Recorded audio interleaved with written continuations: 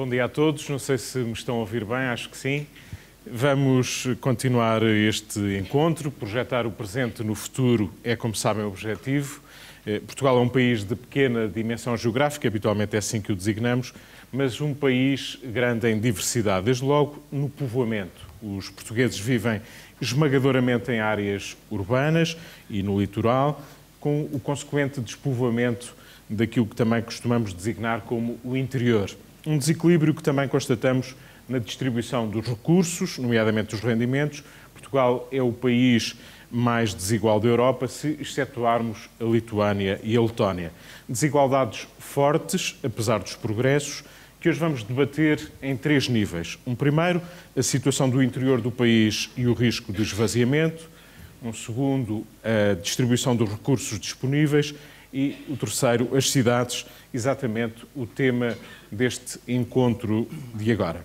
Vive-se melhor nas cidades, é a interrogação de partida.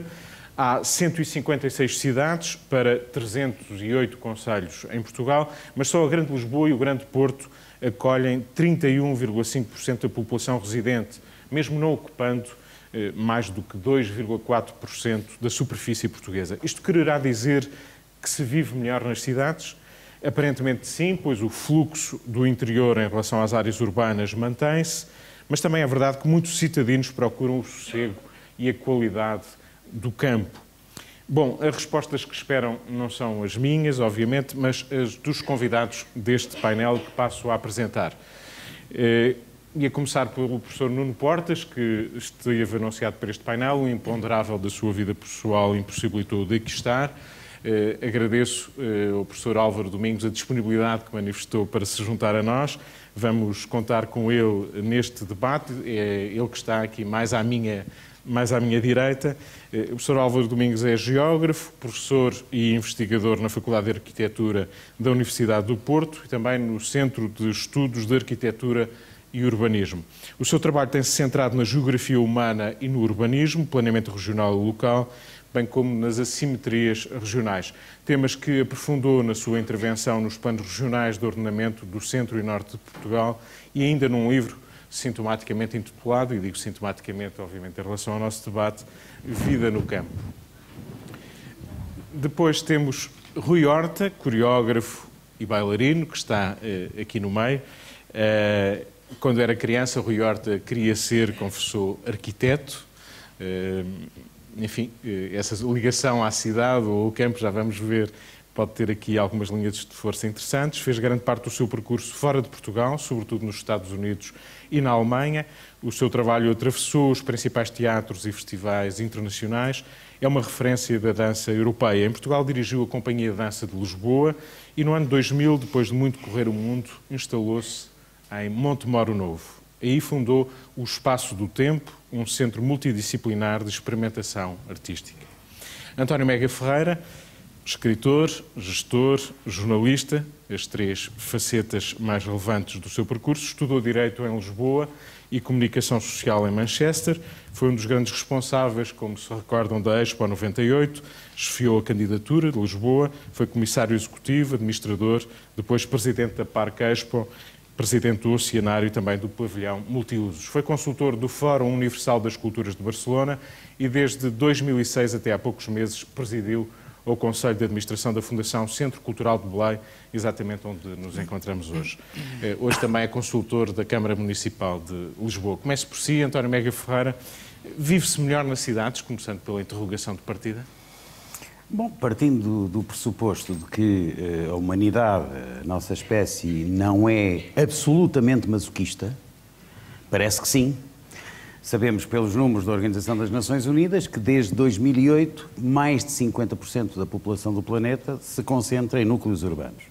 E sabemos também pelas projeções da mesma Organização das Nações Unidas que por volta de 2030 a percentagem deve ter subido para 70%, ou seja, em 2030, que é o horizonte temporal, aliás, curiosamente, deste encontro, em 2030, segundo as projeções das Nações Unidas, 70% da população do planeta viverá em núcleos urbanos. E, portanto, eu diria que se a humanidade não é absolutamente masoquista, porque ela é um bocado masoquista, nós sabemos, mas se não é absolutamente masoquista, quer dizer que parece que se vive melhor nas cidades. Ora bem, talvez a questão mais interessante hoje em dia seja, portanto, a questão de saber como é que se pode viver melhor nas cidades. Que se vive melhor nas cidades do que nos campos, eu acho que sim, mas eu sou suspeito, porque eu nasci em Lisboa, vivi toda a minha vida em Lisboa e, portanto, nunca fiz uma experiência de vida no campo. Sendo também que o chamado campo são uma data de campos, não é? Nunca teve essa tentação de se afastar da cidade? A pressão da cidade? Nunca tive isso, quer dizer, gosto muito. Portanto, não é masoquista mesmo, olhando para o que disse há pouco. Não de acordo com os meus valores, porque tendo nascido na cidade de Lisboa e no coração da cidade de Lisboa ainda por cima, e tendo vivido sempre no coração da cidade de Lisboa, eu não concebo outra forma de eu viver que não seja dentro de uma cidade e provavelmente até dentro de uma grande cidade, uma cidade com...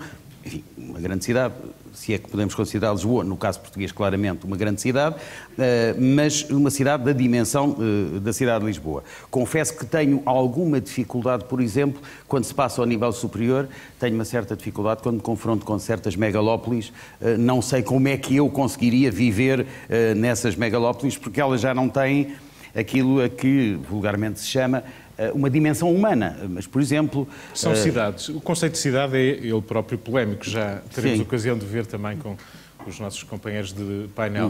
Mas para si a cidade tem um significado uniforme? Falou em megalópolis já para dar uma ideia de dimensão maior. Eu penso que há um sentido comum da designação da cidade, que é, no fundo, dizer que na cidade se encontram reunidos o maior número possível de serviços de interesse social, de funcionamento social, indispensáveis para o funcionamento da sociedade, e que se encontram concentrados num espaço de uma forma muito mais intensiva e muito mais próxima do que nas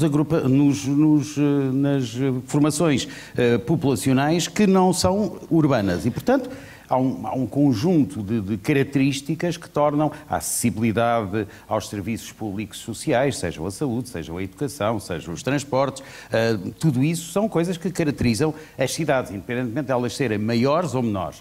Depois é uma questão de escala.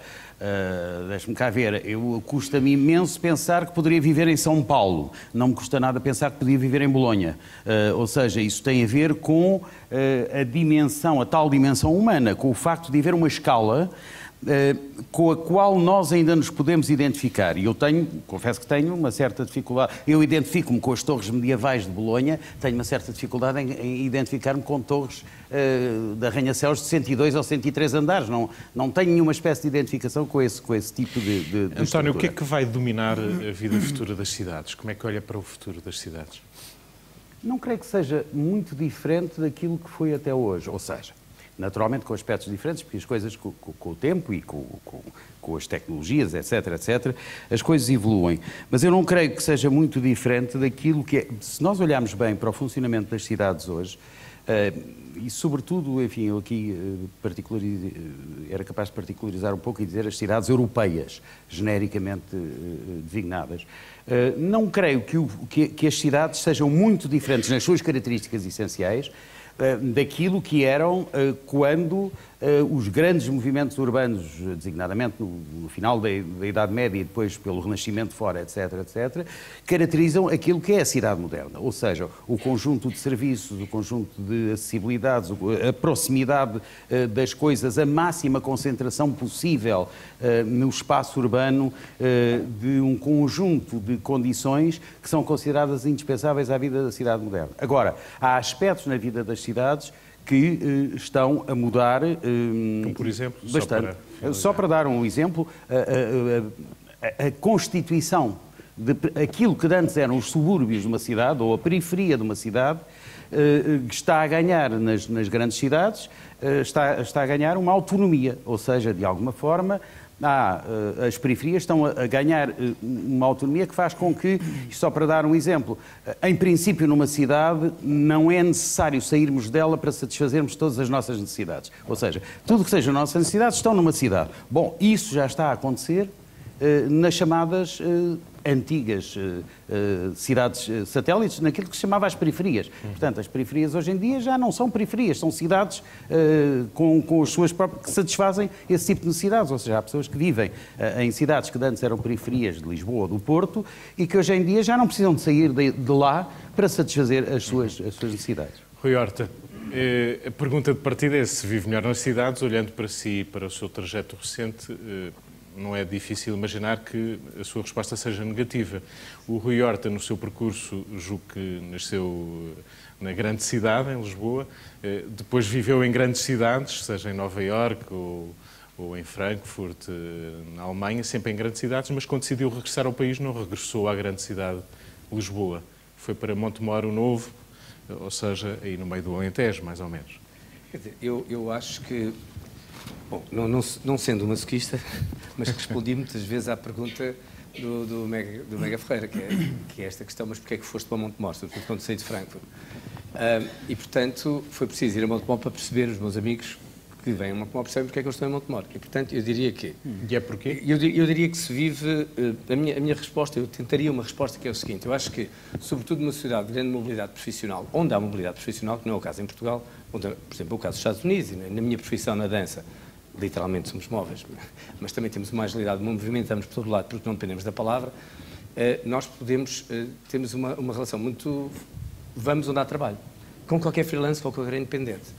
Isso dá-nos uma grande independência de não dependemos do local de trabalho, porque as pessoas deslocam-se para os seus locais de trabalho. Se eu amanhã for engenheiro e só tiver trabalho no Dubai, naturalmente a minha família provavelmente terá que ir para o Dubai e vai tudo a reboque, porque é onde eu tenho o meu sustento. Portanto, isto é uma situação complexa, mas é da nossa vida. Mas no seu caso, Montemor o Novo não tinha lá trabalho. Não tem nada a ver com isso. O que tem a ver é que eu sinto que há a qualidade... A pergunta é onde é que nós somos mais felizes. Eu diria que nós somos mais felizes ao longo da nossa vida em sítios diferentes. Por exemplo, eu com 19 anos, quando fui para Nova Iorque, fui por 3 meses e fiquei quase 10 anos, e tive 8 apartamentos, os primeiros 3 foram todos assaltados, um deles até comigo lá dentro, a fingir que estava a dormir.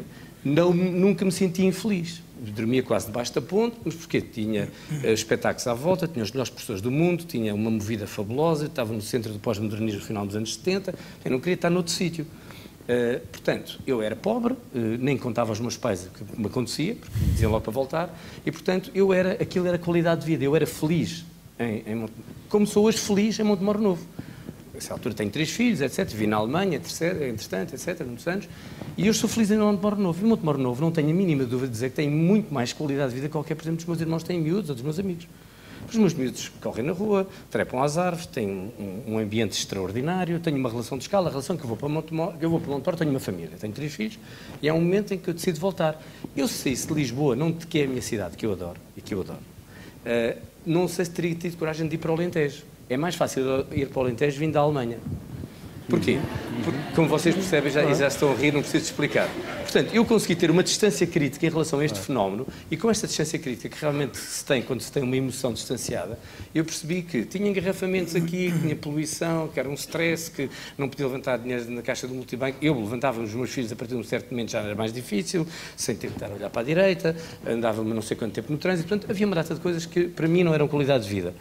E então a ida para o Alentejo foi muito clara. E eu fui à procura de uma relação de escala. E uma relação de escala, até para mim, é muito importante. Por exemplo, uma coisa que eu percebi logo é a importância de ter os vizinhos. Na minha rua, eu vivo no Centro Histórico de Montemor, todos nos cumprimentamos vizinho ou vizinha. Os meus filhos, quando eu tinha uma dificuldade numa viagem, etc., ficavam com os meus vizinhos. Eu ia para Paris, ia para Londres e ficava com os meus vizinhos. Chegou a acontecer isso muitas vezes. Bom, ou eles iam lá ver a casa. Portanto, o que eu diria é que ao longo da vida, se nós tivermos um certo controle sobre a nossa mobilidade profissional, nós temos a capacidade de controlar onde é que queremos viver. E há uma coisa que eu gostaria de vos dizer. Quando nós pensamos em ir de férias, por exemplo, ninguém pensa assim, bom, vou de férias, olha, então vou ali para aquele quartinho. Não, as pessoas que não pensam em ir de férias vão para a praia, vão para a montanha, vão para um sítio onde haja horizonte, onde haja um horizonte horizontal, porque o nosso horizonte, anacronicamente, é vertical. Portanto, é um horizonte assim. Portanto, as pessoas até podem ir a uma cidade fazer umas férias de 15 dias, mas não dispensam, ou uma semana, uns dias, mas as pessoas que descansam verdadeiramente é no sítio onde haja um horizonte. E eu acho que há qualquer coisa nas cidades, eu sou um grande apaixonado das cidades, porque os fenómenos criativos estão no caldeirão das cidades, a arte contemporânea é uma arte de cidades, mas percebi, por exemplo, que hoje em dia, no centro multidisciplinar que dirige em Montemor, está cheio de artistas, temos centenas de pedidos, literalmente centenas, para virem, porque as pessoas percebem que há um espaço e há um tempo diferente e há uma qualidade de vida muito diferente para Podemos criar. dizer que é um luxo viver no campo hoje? Eu acho que é um luxo, eu acho que é extraordinário viver no campo, Eu estou aqui, mas logo à noite... Montemor não é bem o campo. Não, Montemor é o campo, é o coração do montado alentejano, tem uma autoestrada. Aí podemos lá chegar. Quer dizer... Aí é que eu acho que temos que chegar, porque eu também não... E tinha uma autoestrada muito mais importante que esta. Porque eu daqui a bocado vou para Montemor e tenho uma fotografia com 20 artistas de toda a Europa, na Praça de Touros, com 360 pessoas da minha comunidade, 360 graus. E dá-nos a dar um trabalho preparar aquilo. Mas estou lá daqui a uma hora. O problema é que há outra autoestrada, as acessibilidades, aí é que podemos falar, e outra autoestrada muito importante, que é a autoestrada virtual, a internet. Porque eu nunca teria ido para Montemor se não tivesse internet. E isso muda a nossa relação hoje em dia com a ruralidade completamente. E, portanto, não voltará à grande urbe Lisboa? Não digo não, nunca digo isso. Mas eu viveria felizmente outra vez em Nova Iorque, outra vez. E se vivesse em Lisboa, vivia com muita felicidade em Nova Iorque, em Lisboa, que os meus filhos estão a vir agora a estudar para Lisboa, mas por razões diferentes, talvez. Hoje estou muito feliz onde sou. Álvaro Domingos, quando falamos de cidade, para si que é um académico, a cidade hoje tem o significado que vulgarmente lhe atribuímos, já falámos aqui nas megalópolis, na questão da dimensão ou da organização da cidade, nas periferias. Muito rapidamente, sem entrarmos em grandes divagações teóricas, quando falamos de cidade, no seu entender, falamos de quê? Bom dia. Não se sabe muito bem. O Alain Bourdin tem um capítulo de um livro que se chama O Triunfo dos Conceitos Vagos. E, portanto, a grande questão que nós temos para gerir é esta transição, como se diz, da cidade ao urbano. Aquela ideia de que a cidade é qualquer coisa que identificamos ao mesmo tempo como a urbis, a civitas e a polis, ou seja, a sociedade, as suas organizações, os seus modos de regulação, mas também o lugar onde ela está aglomerada, as infraestruturas que viabilizam o modo de funcionamento dessa sociedade. Se quiserem uma imagem cinematográfica, uma espécie de uma cidade-estado rodeada por uma muralha. Essa é a ideia punctilista da cidade enquanto objeto sociológico e territorial. E hoje em dia a evolução é completamente contrária desta e é muito hipertextual. Isto é, como diria o Fernão Lopes, é lugar de muitas e variadas gentes, portanto essa diversidade, essa possibilidade de contactar, mesmo, não é? ou como diria um brasileiro na internet, de acessar, não é? É o que nós queremos na cidade, perdoamos-lhe os vícios todos, desde que ela nos dê oportunidades. E esse acessar, hoje em dia, já não está dependente do lugar ou do fixismo dos lugares. Eu vejo o território, entre outras coisas, como um sistema de próteses tecnológicas, desde os sapatos até à internet, desde os aviões até ao skate. E, portanto, vendo a complexidade e a velocidade da tecnologia e do modo como a sociedade usa essa tecnologia, os modos de territorialização são completamente distintos. Eu posso oscilar entre uma ideia de cidade como o bairro, fechada sobre o meu círculo de amigos, quase que o meu prédio, e de repente fazer um zapping terrível e estar a 300 km ou estar virtualmente a 1000. Portanto, a relação... O Rui Horta vive numa cidade, professor Álvaro Domingos. O Rui Horta vive numa cidade. Com certeza, vive.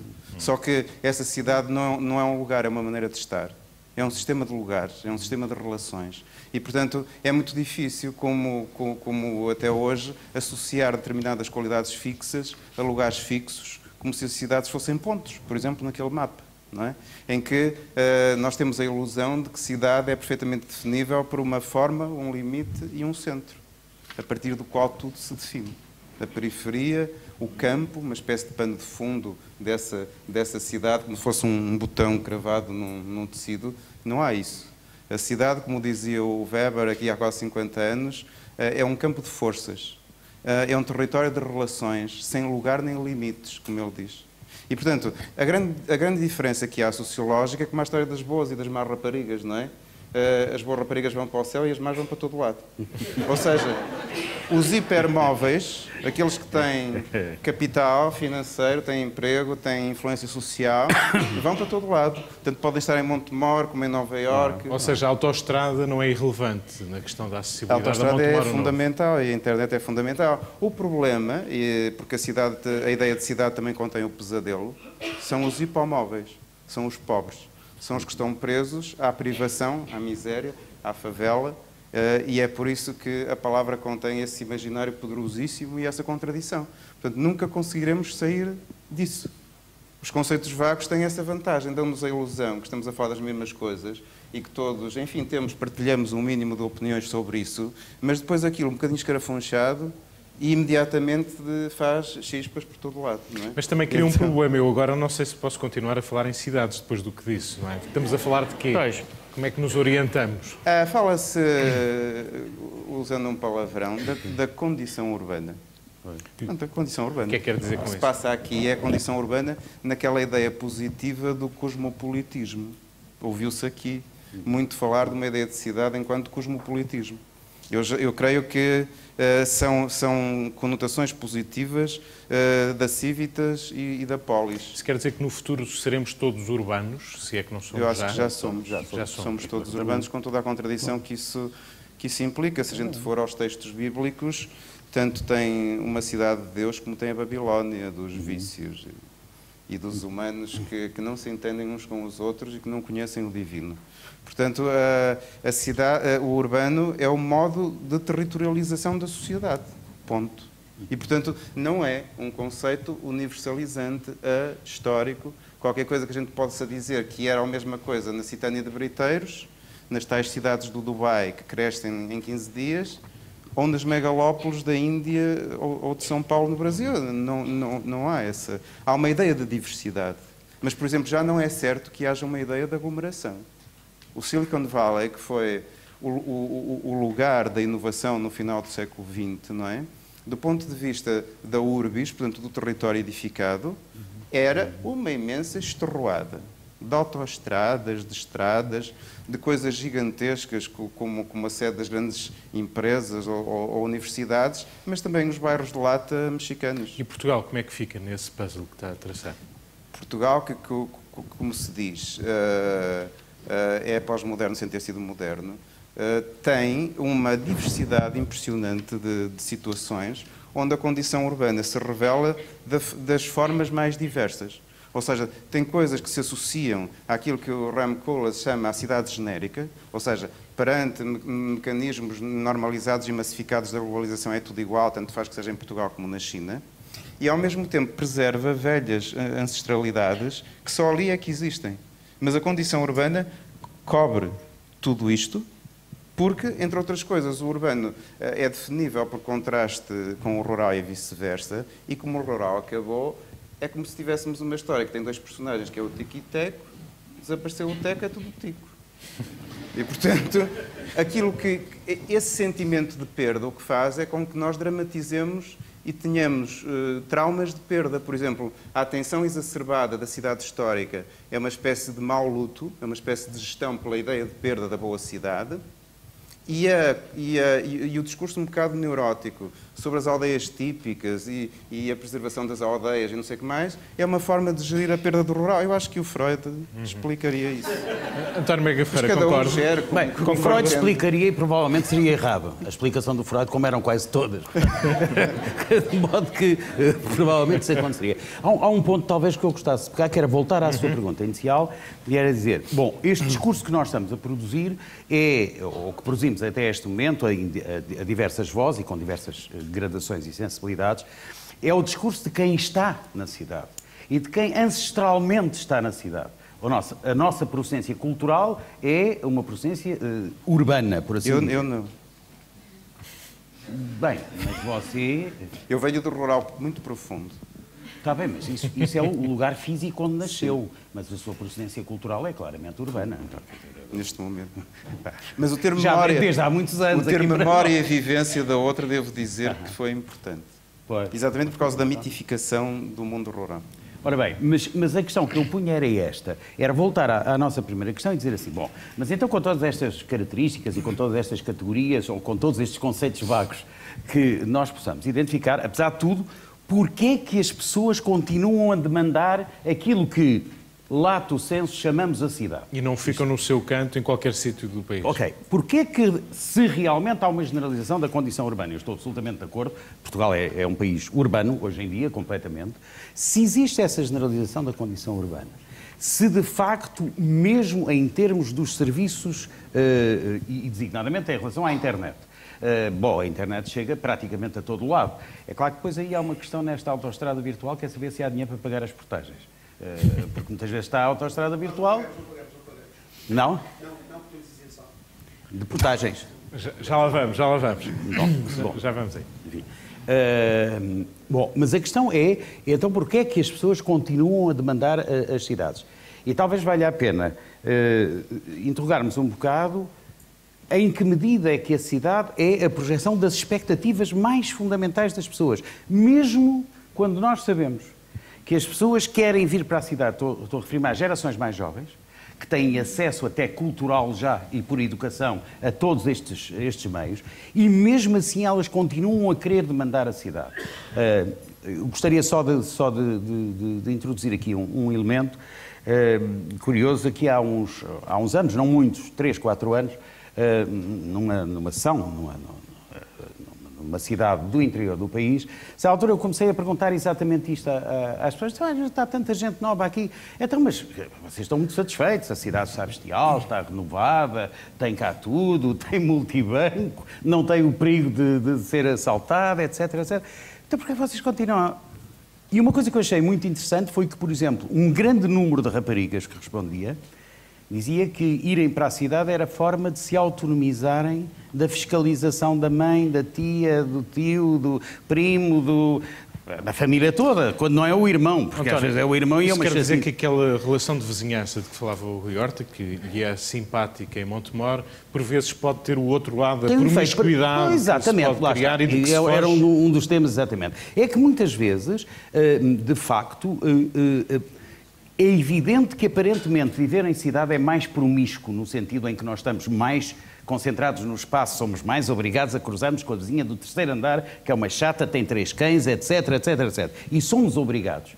Mas, por outro lado, existe uma espécie de anonimato na cidade. Ganha-se um anonimato que é, muitas vezes, e para muita gente, altamente libertador. Ou seja, a razão porque eu fui buscar este tema é porque penso que é interessante nós refletirmos sobre este lado, porque este lado vai condicionar uma coisa. Estas pessoas que continuam a demandar as cidades, em sentido lato, arriscam-se a ter enormíssimas desilusões nas cidades nos próximos 20 ou 30 anos.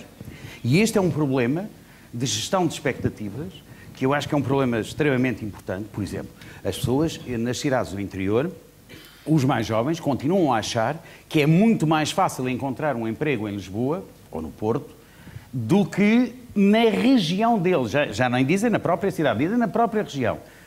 E isto não é líquido, sobretudo hoje não é nada evidente que seja assim. Portanto, há aqui um problema, e isto tentando projetar para o horizonte temporal de 2030, que é, sim, este movimento vai continuar, as pessoas vão continuar a vir e a concentrar-se nas cidades, em condições por vezes... Como é que se gera a expectativa que o conceito vago de cidade, que é quase uma espécie de uma coisa a neon, que diz cidade, cidade, cidade, quando de facto as pessoas vivem em cidades em todo o território. Porém, aquela coisa da cidade leva-as a meterem pés ao caminho, enfim, motorizados normalmente, e demandarem os grandes centros urbanos, nos quais cada vez é mais difícil satisfazer essas expectativas. Rui Horta, como é que vê esta questão a partir de Montemor? Bom, eu entendo este discurso completamente, mas eu estou em contraciclo, obviamente, contra este discurso, claro. E continuo em contraciclo. Aliás, eu pensei que quando vim há 12 anos para Portugal, como exemplo, que até é um exemplo de sucesso, fosse copiado por outras pessoas, e não foi por ninguém, praticamente. Portanto, continuo em contraciclo. E alegremente em contraciclo. Não tenho grandes respostas. Posso dizer que... As pessoas de Montemor querem vir para Lisboa? Eu acho que sim, que as pessoas de Montemor querem vir para Lisboa. Eu tenho 3 filhos, eles querem vir para Lisboa e para as grandes cidades. Os meus filhos vão estudar aqui, vão viver em qualquer lado. Provavelmente terão uma mobilidade, não sei como é que será a mobilidade aqui. Agora já questiono se essa mobilidade será como é agora, mas provavelmente vindo de uma família com 2 culturas, provavelmente ainda viajarão mais e casarão num sítio e viverão noutro, enfim, e noutro continente, e se calhar noutro planeta. Mas não, a questão para mim é mais a questão da mobilidade. O que eu sinto é que nós vivemos numa sociedade muito complexa, estas sociedades de conhecimento, estas sociedades, digamos, de terceira vaga, estas sociedades muito complexas, em que a própria economia já é inteligente, necessitam de pessoas muito inteligentes e pessoas muito qualificadas para terem uma distância crítica, porque o fenómeno é muito complexo, para as compreender. E, portanto, as únicas pessoas que utilizam estas sociedades, e isto vai nos levar à cidade, as únicas pessoas que conseguem sair deste modelo são aquelas que conseguem sair de fora e usá-las em seu próprio benefício. Normalmente, os outros vão na carneirada, portanto é o shopping, é normal. Estas pessoas, de facto, e o António Mega Ferreira tem razão, que pensam que vão para as cidades para ter um emprego vão acabar a viver na Amadora. Portanto, a maioria das pessoas, e mesmo se forem arquitetos, há 23 mil arquitetos em Portugal, da quase uma grande maioria está desempregada. Portanto, a qualificação também já não significa sequer hoje em dia um certo número de soluções. Eu acho é que e aí acho que o nosso problema, e acho que é isso que se tem debatido também nestes dias, eu debato isso muito, acho que a questão da cultura, a questão da educação, e que engloba a ciência, portanto, o conhecimento em geral, uma certa agilidade mental e um espírito empreendedor faz-te ter as armas para, numa sociedade destas, decidir que vives onde queres. E isso é diferente ao longo da tua vida.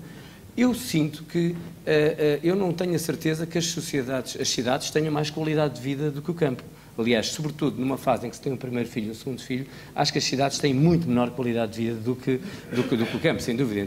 A partir de agora, com os meus filhos com 17, 18, 19 anos, eu começo a questionar realmente e faz sentido voltar para uma cidade, se a pessoa quiser estar perto deles.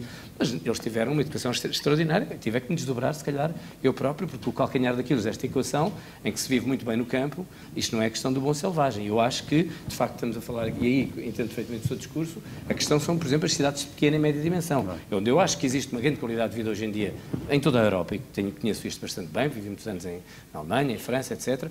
As cidades de pequena e média dimensão têm já uma suficiente massa crítica para ter boas escolas, bons serviços de saúde, para ter todo um certo número de acesso à cultura, equipamentos, etc. E, portanto, criar oportunidades. Agora, o que eu acho é que as pessoas neste tipo de sociedades, a grande questão que se põe é: quanto mais qualificado eu for, quanto mais tiver controle sobre o meu próprio emprego, porque hoje em dia cada pessoa é uma empresa, as pessoas vão todas, não só esta questão das demografias é muito complexa, mas é muito complexa também a questão do ensino. Por exemplo, nós hoje, mais também de 50% das pessoas que estudam algo vão fazer outra coisa diferente ao longo da vida. Portanto, o ensino é sobretudo para nos dar algumas qualificações, ensinar a pensar e criar um bom tronco comum depois, se tiver... Porque isto não é uma questão de entrar para um emprego, é uma questão de criar um novo emprego, ou até de inventar um novo emprego que nem sequer existe hoje. Isto significa uma cabeça muito ágil e uma pessoa que tem uma distância do fenómeno social muito grande. Bom, isto, penso eu, que quando se fala então de felicidade, eu diria que sim, uma pessoa que consegue escapar da cidade e ter a capacidade de, no momento em que isto é absolutamente um rolo compressor, consegue, por exemplo, ter a possibilidade de viver num ambiente mais ou menos rural, e a ruralidade não é definida com a imagem poética da paisagem, ela é definida pelo número de habitantes por quilómetro quadrado. Portanto, isto também isso facilita a discussão. Mas é reduz a questão a uma questão de densidade construtiva. Está certo. Digamos, o problema é a mitologia da ruralidade. Eu sou considerado, digamos, os geógrafos, eu sou um do chamado novo rural. Não porque eu vá cavar a terra, mas estou a viver em ambiente rural. Portanto, eu acho é que a questão que se põe hoje mais, e esta questão que eu penso que é importante, é as pessoas que quiserem e acharem que a sua felicidade está dependente de ir para um ambiente rural, só o conseguirão fazer se lá tiverem um emprego. E, portanto, essas pessoas têm controle da sua felicidade, só são aquelas que têm a capacidade de criar um emprego aí, de gerar um emprego novo, porque não vão passar a vida a andar para trás e para a frente, trabalhar numa cidade, que é o que acontece cada vez mais. Álvaro Domingos, para onde é que caminhamos? Qual é a sua perspectiva, olhando para 2030, para esta evolução, particularmente em Portugal, que é o nosso... Usando palavras comuns, mas sem sair da geografia, estamos na transição, mas também na simultaneidade de dois modelos geográficos. Um em que o espaço é feito de lugares e, portanto, os lugares são avaliados como locais de sociabilidade, de felicidade, de oportunidade, e cada um alimentará as suas expectativas e as suas utopias, porque é que vou para onde e que imagem é que eu tenho desse sítio. E depois há uma geografia que, em vez de ser feita de lugares, é feita de sites, não é? E aí, desculpem-me a insistência, entra a questão do acessar. Portanto, de repente, é como se o Einstein aparecesse no mapa, na geografia, e distorcesse as relações espaço-tempo. E fizesse com que, pelo menos aqueles que têm mais conhecimento, que têm mais educação, que têm mais possibilidade de perceber a complexidade do mundo e, portanto, as oportunidades que se abrem, tivessem possibilidade de escolher, independentemente dessa escolha estar em Nova Iorque, na China ou em Bragança. Eu trabalho numa escola, que é a FAO, porque há 5 ou 6 anos, pelo menos, exporta quase todos os seus estudantes. Portanto, é uma escola que tem uma notoriedade muito grande, não há, de facto, emprego para os arquitetos, E vê-se como é que nesse microcosmos, mas estamos a falar sociologicamente de uma minoria, obviamente. Não podemos, de forma nenhuma, quem nos dera, generalizar isto. E estas pessoas, de facto, têm uma territorialidade e uma socialidade extremamente instáveis. Portanto, vivem de relações, às vezes bastante precárias e bastante instantâneas, não é? Em torno de oportunidades que se abrem. E depois, mas fica-nos simultaneamente a sensação de algum caos na gestão da cidade, uma invisibilidade. Dessa ideia que a sociedade e o território são reticulares, nós usamos muitas metáforas de redes, mas depois uma coisa que vem a seguir, que é a rede enredou-se.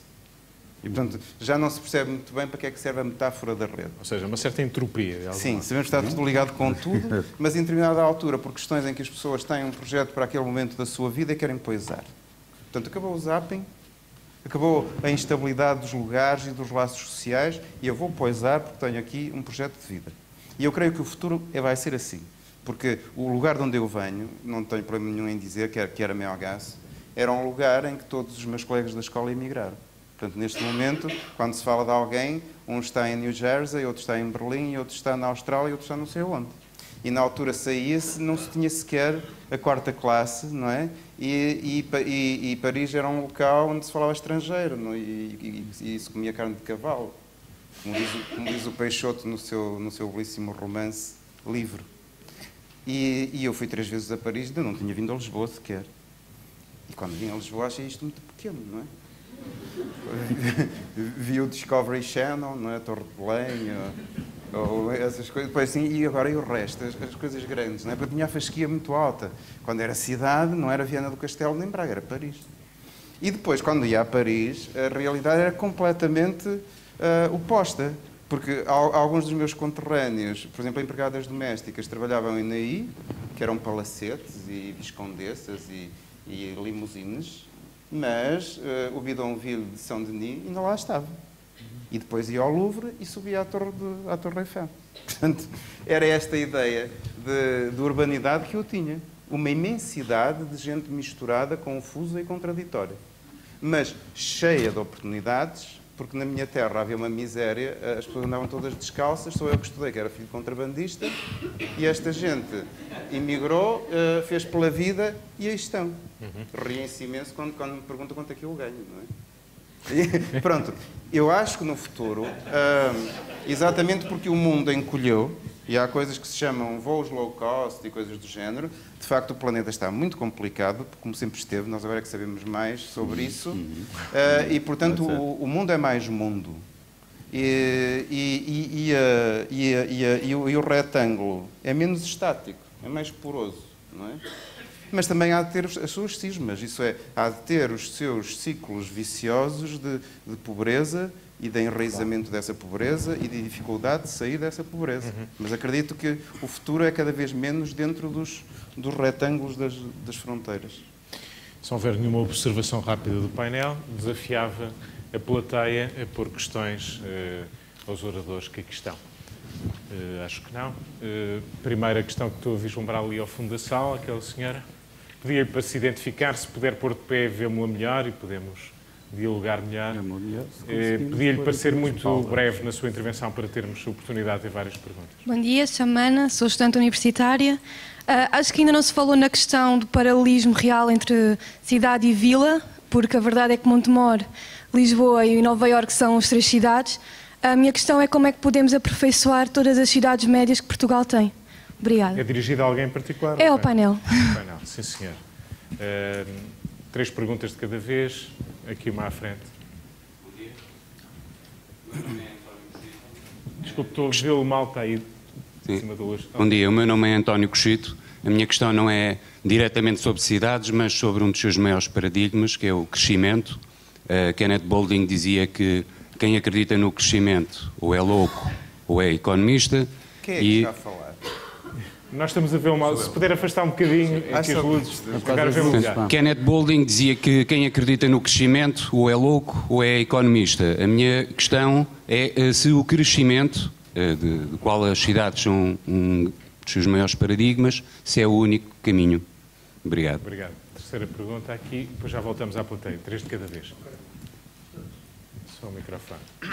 Muito obrigado. Que seja breve, está bem? Sim. Frederico Lucas, responsável do projeto Novos Voadores, que é o projeto de repovoamento que leva famílias para o interior, vive no interior, não pago portagens porque temos regime de isenção quando vimos à cidade, que é muito simpático. Relativamente aqui à abordagem do Dr. Megarrafeiro, portanto, é um painel de pessoas que eu conheço e que acompanho há 10 anos. O Megarrafeiro, portanto, os jovens têm que continuar a sair. Portanto, essa é uma questão. Nós, no meio rural, temos essa percepção de que os jovens, se não vierem à cidade, nomeadamente capacitar-se, portanto, fazer cursos, mestrados, por aí fora, portanto, eles, na verdade, vão manter-se com um nível de escolaridade que é abaixo das pessoas que encontram na rede. E, portanto, o processo de despovoamento não se controla nos jovens, controla-se provavelmente através de repovoamento e através de outros escalões. Portanto, obviamente que os jovens, até por causa do anonimato, querem ir por aí. Rui Horta, obviamente que continua a ser um exemplo. Neste momento está a se desenvolver uma escola de teatro em Trás-os-Montes, ou está em plano, e obviamente que o seu caso é um caso de benchmark muito, muito trabalhado. Portanto, obviamente que é um exemplo e que provavelmente não aconteceu tão depressa como queria. E portanto, ok, já agora, das famílias que estão a vir embora, portanto, das famílias que já mudaram para o interior e que estão a vir embora, não se queixam de falta de urbanidade. Portanto, não foi a falta de urbanidade que as fez sair. Sim, senhor. 3 perguntas, já voltamos à plateia. Quem quer começar? Não sei por onde é, pelo que lado é que começo. Em relação às suas observações, pois, a mim também parece óbvio que os jovens vão continuar a sair, vão continuar a demandar a cidade. A questão que eu colocava era a questão de como é que vamos gerir essas expectativas. Porque eles vêm para a cidade com expectativas, carregados de expectativas, não é? Ou seja, de alguma forma, para ligarmos a um outro conceito, é na perspectiva de atingirem a felicidade na grande cidade que eles vêm para cá. Como é que se geram essas expectativas e como é que se gera a desilusão potencial, também não é automático que seja sempre uma desilusão, mas as desilusões que podem resultar daí, muito rapidamente. A questão do crescimento que foi colocado pelo nosso interlocutor invisível, porque nós não o conseguimos ver, porque temos as luzes aqui em cima, em relação ao crescimento. A questão do crescimento aplicado às cidades é uma questão, como quase todas elas, mas a questão do crescimento é uma questão curiosa, porque é uma questão com aspectos altamente contraditórios. Eu não sei se pode falar, por exemplo, em crescimento como tal, aplicado à cidade de Lisboa. Estamos a falar de quê quando falamos da cidade de Lisboa? Estamos a falar daquilo que é o Concelho de Lisboa? Porque se estamos a falar daquilo que é o Concelho de Lisboa, é difícil aplicar um conceito clássico de crescimento, designadamente de crescimento físico, não é com certeza. De crescimento da população, também não é com certeza, antes pelo contrário. De crescimento económico, também não é muito. Grande parte das atividades económicas, ou uma parte das atividades económicas, como nós sabemos, erros meus, má fortuna, amor ardente, seja por que for, provavelmente Lisboa não fez grande coisa por isso, saíram do próprio conceito de Lisboa. De modo que a questão do crescimento é dificilmente equacionável. As cidades, o próprio facto que eu tinha referido, de o núcleo urbano tradicional ter dado origem a outros núcleos urbanos, que eles próprios adquirem autonomia, faz com que a questão do crescimento seja uma questão, se quiser, uma matriz dificilmente aplicável a algumas cidades. Estou a pensar concretamente no caso de Lisboa, no caso de outras cidades, pelo mundo inteiro, não, e isso existe realmente. Agora, no caso de uma cidade como Lisboa, não sei se de facto se pode falar em crescimento no sentido clássico, não é? E, portanto, não sei se efetivamente olha, não sei, segundo a forma como pôs, se aplicam muito aqui a análise dos economistas. Rui Horta. Eu, por acaso, no caminho para cá, vinha a refletir sobre isto e escrevi aqui umas notas, mesmo a chegar ao CCB, e talvez ajude a responder essa pergunta. Digamos, o que é que nos pode atrair, como é que se pode melhorar essa qualidade. E escrevi aqui que alguns fatores desta massa crítica para que sejam apelativas as pequenas cidades, as zonas rurais, é de facto uma escola de qualidade e serviços de saúde de qualidade, porque este é o grande calcanhar daqueles, da ruralidade, na minha opinião. É fundamental haver uma elite proativa, uma pequena elite, uma pequena locomotiva já em funcionamento, que é muito fácil depois a pessoa integrar-se quando existe já um meio, e a pessoa, temos que ter alguma coisa interpares, temos que estar em relação, não nos podemos sentir isolados. Penso que é fundamental a autarquia, nada contra a autarquia, tudo com a autarquia. Quer dizer, é terrível se tivermos uma autarquia completamente inimiga de qualquer projeto, seja um projeto económico, um projeto cultural, um projeto de vida. Penso que equipamentos autárquicos interessantes, cada vez há mais. Portugal é um país rico hoje em dia em termos de equipamentos. Então, um problema é de conteúdos, endémico. Claro. Aqui, o problema nosso é aqui. O problema não é no país, é no país, é um país rico, não é? Mas entidade territorial clara, que muitas vezes não existe. Isto para mim parece-me importante. As cidades têm que ter uma espécie de identidade, uma cara. Acho que isso ajuda muito depois a fazer um projeto, uma empresa, um trabalho, um centro qualquer. E a questão da acessibilidade parece muito importante. Portanto, redes, acessibilidade, haver uma rede em termos tecnológicos razoável, portanto, de infraestrutura, e também, não é necessário ser uma autoestrada, mas que haja, e hoje em dia Portugal é um país pequeno e acho que tem acessibilidades até completamente desmesuradas, disparatadas e absurdas para o país que tem. Quer dizer, eu acho um disparate completamente o que se tem feito em Portugal. Mas portanto, esta parece-me uma questão. Em relação ao crescimento, isto levar-nos ir muito longe, acho que sim, acho que iremos... Esta questão de crescimento é algo para nós refletirmos muito. Sim, iremos continuar a crescer, iremos continuar a consumir, acho que vamos continuar a crescer de outra maneira e a consumir de outra maneira, senão não estaremos cá nem sequer daqui a 30 anos, nem em 2030. Álvaro Domingos, quer acrescentar? Creio que a geografia das perguntas, que é o território nacional, senão as respostas seriam distintas. Sim. A história do crescimento, não é? Uma coisa diferente é falar do que se está a passar, há bocado falava na Índia, mas podia ser outro exemplo, em que as questões são completamente diferentes, da velha Europa, e de um tema que está em moda na velha Europa, que se transformou num slogan, sempre dito em estrangeiro, que é o Shrinking Cities. Não é? Começou na Alemanha, na ex-Alemanha de Leste. Portanto, quando as duas Alemanhas se fundem, a outra esvazia-se completamente para uma das economias mais ricas e mais poderosas do mundo e, literalmente, a rede urbana da antiga RDA começa a esvaziar-se de gente, de emprego, e é toda a derrocada do sistema soviético. Portanto, são conjunturas completamente diferentes. Nós também estamos em shrinking. Preocupa-me muito andar por trás dos montes e ver, enfim, mora pouquíssima gente, ver a questão da rarefação. A rarefação de tudo. Das pessoas, dos empregos, das oportunidades, do envelhecimento, etc. Esse é um grande desafio que nós temos pela frente. Gostava de responder à pergunta das cidades médias. Creio que o João Ferrão estará por aí, porque ele uma vez, quando do Prosiuro, que era um programa para revitalizar, regenerar as cidades médias, deu uma definição perfeita que eu retive, que era, no imaginário das pessoas, estejam a pensar em Beja ou em Bragança, uma cidade média deve ter todas as vantagens das grandes cidades e nenhum dos inconvenientes. Exatamente. Está aí, João? uma definição impecável. E depois disparava a bala seguinte, que era, não é média, é intermédia. Ou seja, o território produz atrito, de facto. Ainda não inventamos uma máquina que nos vaporiza aqui e nos faça aparecer algures, não é? O meu pai já achava que um fax que era isso, não é? Porque o papel, pastel... o território produz atrito. E se estamos em territórios de baixa densidade, isso é um problema que nós temos para resolver, depois aparecem estes coágulos, não é? De repente, como Montemor, é preciso umas estacas, umas âncoras. E essas âncoras são esses tais limiares críticos da presença do Estado, da presença dos outros, da presença da diversidade, da presença de algumas oportunidades que permitam sustentar essa rarefação envolvente.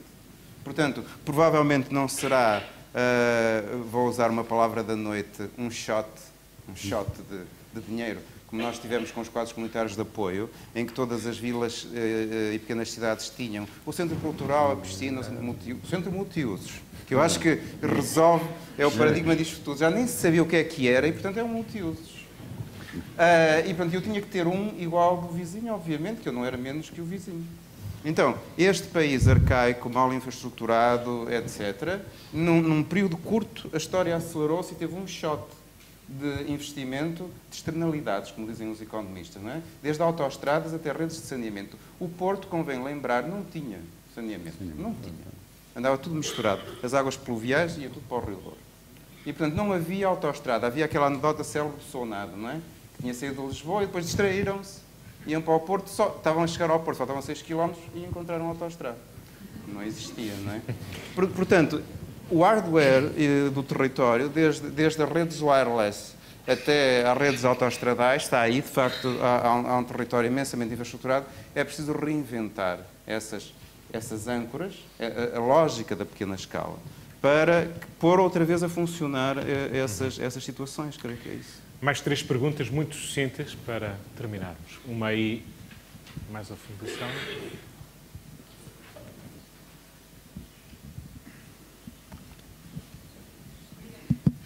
Bom dia. Excelente painel, de facto. Eu não vou fazer uma pergunta inteligente, portanto vou dar 4 pontos e depois pedirei para os ligarem como acharem conveniente.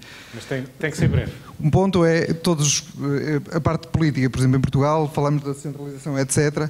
Vamos ver a lista dos partidos, quase todos têm sede em Lisboa. Nós criamos um partido com uma sede em Guimarães, existe um antigo já com sede no Porto. No fundo, nós conseguimos fazer pontos entre aquilo que defendemos e depois a nossa ação concreta. Outra coisa, nas nossas universidades, eu sou professor da Universidade de Minho, e Luís Botelho já agora, e o que nós fizemos dentro da universidade foi uma horta, para que professores, alunos, funcionários pudessem ter ali um bocadinho de terra, levar alguns para casa, etc. Portanto, um coágulo que se criou ali, uma coisa estranha, andamos de galochas e depois somos os rurais dentro da universidade. Portanto, é giro o que acontece. Uma outra coisa que queria, o terceiro e quarto ponto estão ligadíssimos. Hoje há uma manifestação em Lisboa que tem a ver com a situação de crise e de transição em que nós estamos envolvidos, e no século XVIII sei que muita gente de Lisboa, do Porto, das grandes cidades, foi para perto de Melgaço, lá para Ponte Lima, construiu os seus solares. Acho que teve a ver com uma certa nacionalização do movimento do fisiocratismo e, portanto, houve já um precedente que nós poderíamos olhar e ver se houve algum paralelo com a situação de hoje, um movimento maciço de movimento de elites para o campo, ou talvez não sei. Obrigado. Muito obrigado. Uma aqui à frente, se faz favor. Está aí outra aí, então, primeiro. Sim. Bom dia. O meu nome é Joaquim Barbosa. A minha questão é a seguinte: às vezes discute-se o investimento que foi feito em autoestradas, físicas ou virtuais, foi bom. Uma coisa certa para mim, se elas não tiverem 2 sentidos, o investimento com certeza que foi mau. Portanto, como é que nós asseguramos que as autoestradas têm o sentido de ida e o sentido de regresso? E depois, assim, muita gente vem para a cidade à procura de oportunidades de emprego, formação, etc., como aliás já foi dito. Mas algumas pessoas, como a vida não é fácil, umas têm sucesso e outras não têm. Como é que resolvemos o problema das pessoas que vêm para as cidades à procura de oportunidades, mas essas oportunidades são frustradas? E falo das pessoas do campo português e falo também das pessoas do campo, entre aspas, de outros países. Muito obrigado. Muito obrigado. A última pergunta aqui à frente, se faz favor.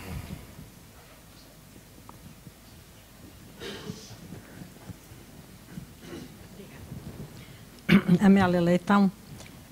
A minha pergunta é porque tenho tido dúvidas, trabalhei muito com a área das estatísticas, etc., e tenho dificuldade em perceber porque é que nós temos aldeias, vilas, cidades, áreas urbanas, etc. Quer dizer, o que é que distingue umas coisas das outras? Porque temos cidades grandes, Vila Nova de Gaia, vila, temos Vila Flor, por exemplo, lá para cima. E também me faz confusão porque é que tantos concelhos ou tantos aglomerados se candidatam a ser cidades, que é que eu noto que tem vindo a crescer. Muito obrigado. Muito obrigado. Professor Álvaro Domingos. Percorrendo assim de repente, a história do século XVIII eram os brasileiros, não é? E os morgados do Lima. E, portanto, era a parte boa do campo. Muito rito, muita criadagem, não é? Que é excelente, portanto, a rapaziada não trabalhava. Vinha lá da árvore das patacas, aquilo abanava e dava. E foi uma época de... Mas pronto, a gente sabe. Havia um viajante, há uns escritos de um viajante de finais do século XVIII, tem uma descrição lindíssima, ainda muito barroca, não é? Século XVIII, acerca do Entro do Ouriminho, que dizia que é mais a gente do que a terra, e que desta terra se povoou o reino, e que não há lugar algum onde não se ouça o tanger do sino e o cantar do galo, e que as mulheres são férteis, e que parem para lá dos 50 anos, e daqui se povoaram, nunca mais acaba. E depois termina assim, mas parece esta província uma cidade continuada. Pronto, um caso feliz que o Howard, o teórico da cidade de Jardim, acharia ao máximo, não é? Uma utopia em que o melhor do campo e o melhor da cidade, portanto, terra farta, muita produção, muita abundância, muita riqueza, muita diversidade, tudo. Muito. Depois... A cidade é isso. vai ser difícil reinventar isso, não é? Mas há quem esteja a trabalhar por isso.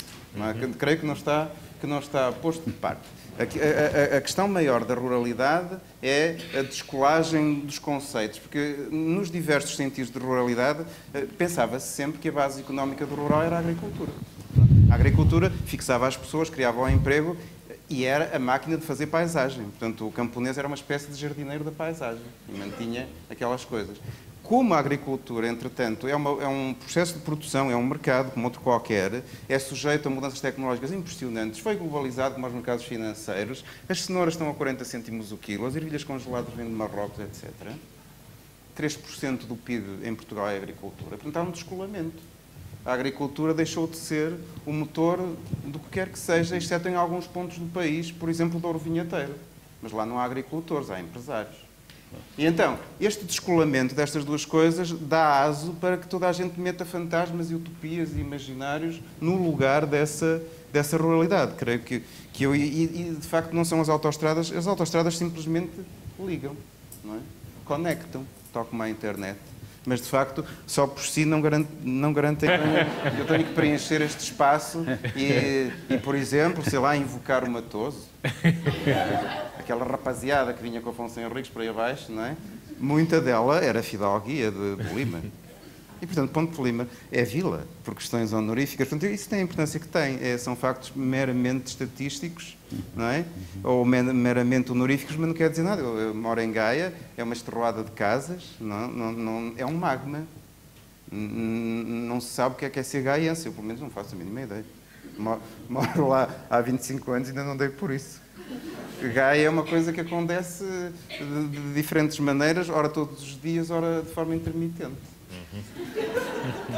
Porque a geografia, os lugares, os destinos, os nomes que damos às coisas são aquilo que nós dizemos que são quando falamos delas.